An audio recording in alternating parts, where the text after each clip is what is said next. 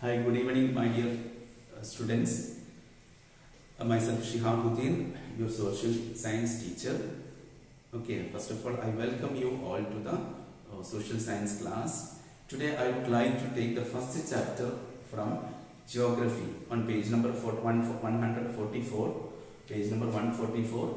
You can see the first chapter, that is Europe, the peninsula of Asia. Okay, Europe. Peninsula of Asia.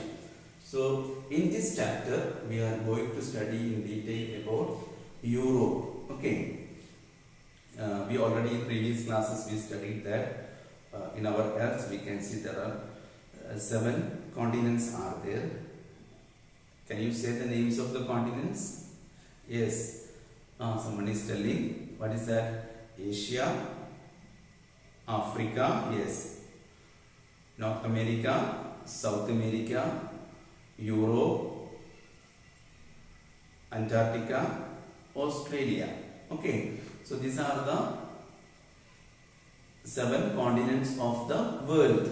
Okay, and when we study about Europe, Europe is the 6th largest continent in the world, and you might have known that Asia is the biggest continent and it has the highest population in the world. Okay, and many countries are located in Asian continent, whereas in Europe we can see there are 56 countries are there in European continent. Okay, and when we look at the location of Europe on the globe, we can see the location of Europe is in between 10 degree west and 60 degree east longitude and 36 degree north and 72 degree north of latitude. Okay, this is the location of Europe. So you may ask what is meant by longitude and latitude. Okay, you might have studied what is latitude and longitude in previous classes. Anyhow, I shall repeat you what is meant by latitude and longitude. First of all, take latitude. Okay, so here you can see the globe and the middle line is known as equator. Okay, so the imaginary line passing from east to west, or in other words we can say the horizontal lines passing through the globe is known as latitude. Okay, I shall repeat once again. The imaginary lines passing from east to west on the globe is known as what? A latitude. Okay, actually there are in northern hemisphere there are 90 latitudes are there, and in south also 90 latitudes are there. When we add 90 plus 90 we will be getting total 180 latitudes, and we want to include equator also as a main latitude, okay, or prime latitude. So total we will be getting 181 latitudes. Okay, that is about latitude. And latitudes are using to measure or to assess the temperature of a region. The temperature of a region. Okay, then let us go to longitude now. Okay, so the longitude are the vertical lines passing from north to south. Okay, the lines passing from north to south is known as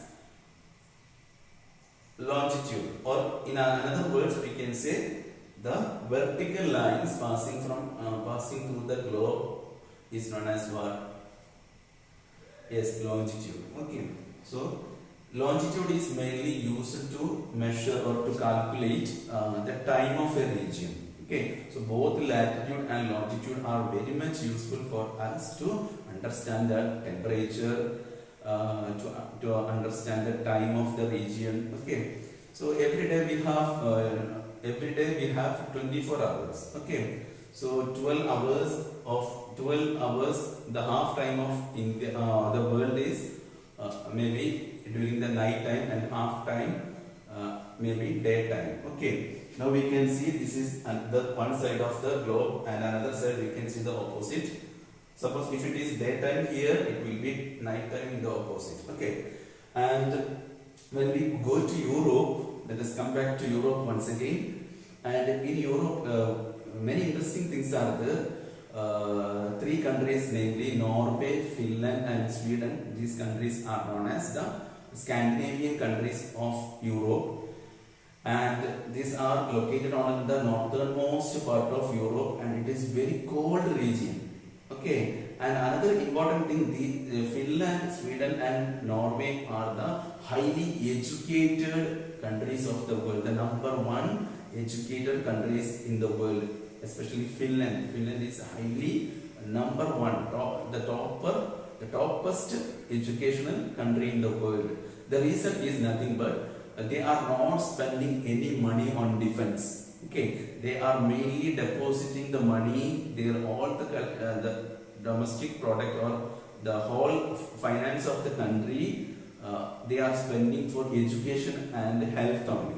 Whereas when we come to our country, our country is spending lot of money in the expense of defense with the neighboring countries. Okay, they don't have that much enemies, or they are not spending money on defense. Okay, and they are keeping good relationship with their neighboring countries. Okay, so this is also a good lesson for us in order to improve our country. Okay, and another interesting thing about Norway. Norway is known as the land of midnight sun. Norway is also known as the land of midnight sun. What is the reason is Norway is located on the northernmost part of the Europe or the globe. Okay, and equator is passing through the middle part of the earth, and we can see the sun is here, and as a result equator is getting direct sunlight from the sun, whereas it will take long time. It is very far away from the sun to the polar region, both north and south. Okay, in southern region, human beings are not inhabited. In northern frigid zone, we can see the presence of human beings. Okay, people are living in northern frigid zones. Okay, in Greenland, you might have heard about a country called Greenland, and they are making houses inside the ice. They are known as Eskimos. Okay, so in Norway, because of the slanting position of the earth, the position of the earth is slanted, and due to this problem, 6 months continuously we can see a daytime in work. 6 months continuous day in Norway. Okay, there we can't see the sunset, and coming 6 months it will be completely night. Okay, so it is very interesting and fascinating for us. Okay, and that is about Norway. And when we discuss about the countries of Europe, we can say many countries. I told you earlier there are 56 countries are there in Europe. For example, UK, United Kingdom, or we call it as Great Britain, then France, Italy, Germany, and the Scandinavian countries like Norway, Finland, Sweden, okay, Ireland, Poland. Many countries we can see, in many small countries we can see in the European countries. Okay, so that is about the political case of Europe. Okay, and due to these political divisions, many political divisions we can see, many countries we can see, and each country has their own languages. Okay, European speaks mainly English, Spanish, French, German, okay, Italian. Many languages are spoken by the Europeans. Okay, so their culture is entirely different from Asia. Okay, and moreover, they are very hardworking people, and majority of the world was once upon a time it was controlled by the Europeans. Okay, in history we may have studied these things. Europeans made many colonies in Asia, including India, Africa, Indonesia, Malaysia, Singapore, like that. Many countries were colonies of Europeans, especially Britain, France, Holland, or we call it as Dutch. Okay, Germany, many countries. Okay, they made many colonies throughout the world. Okay, and they were fighting each other in order to conquer the world. Okay, as a result, we studied Vasco da Gama came to India. Okay, in order to conquer India, and they exploited our natural wealth and people. Okay, so I hope you understood about this chapter, Europe, the peninsula of Asia. Okay, and Europe and Asia is separated by a mountain called Ural Mountain. Asia and Europe is separated by a mountain called Ural Mountain. Okay, and when we see the boundaries of Europe, on the north we can see a sea called Barents Sea. Barents in the north, and in the west we can see the Atlantic Ocean, and in the south we can see the Mediterranean Sea, and in the east it is Asia. Okay, and when we take the Russia, Russia is a big country. Okay, Russia is big country, and majority part of Russia is in Asian continent, and some part of Russia is located in Europe. Such countries in Russia is known as Eurasia. Eurasia. Okay. And another thing, both Europe and Russia, both Europe and Asia is known as Eurasia. Okay. Don't be confused. Eurasia and Eurasia. Eurasia means the part of some countries are in Europe. Such countries are known as Eurasia.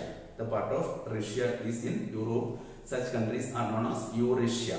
Both Europe and Asia, European and Asian continents together we call it as Eurasia. I hope you understood this part. Okay, and please read this chapter, Europe, Peninsula of Asia, and you may get more, you can explore many ideas about this chapter, and in coming sessions I shall explain more about this chapter. Till then, take care. Have a nice day. Thank you.